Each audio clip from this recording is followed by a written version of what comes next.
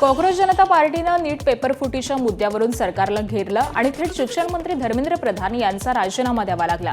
गेल्या काही दिवसांपासून E20 पेट्रोलचा मुद्दा चर्चेत आहे आणि याबाबत आता सोशल मीडियावरती आणखी एका नव्या पार्टीची एंट्री झाली आहे। E20 जनता पार्टी असं या पार्टीचं नाव आहे। दिल्लीतील विद्यार्थ्यांच्या आंदोलनामुळे हा चर्चेतून काहीसा विषय बाजूला गेलेला होता, मात्र आता इथेनॉल मिश्रित इंधन पुन्हा चर्चेत आलंय। E20 जनता पार्टीची स्थापना मोठी मागणी म्हणजे देशातील प्रत्येक पेट्रोल पंपावरती E20 पेट्रोल सोबतच 100% शुद्ध पेट्रोल देखील उपलब्ध करून द्यावं।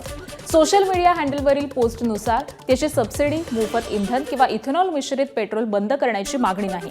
ग्राहकांना त्यांच्या गरजेनुसार पेट्रोल निवडण्याचा अधिकार मिळावा ही त्यांची मागणी आहे। तर या पक्षाच्या सोशल मीडिया अकाउंटचे फॉलोअर्स झपाट्याने वाढत आहेत। सोशल मीडिया मीम्स आणि व्यंगांच्या माध्यमातून लोकांचा पाठिंबा या पक्षाला मिळतोय।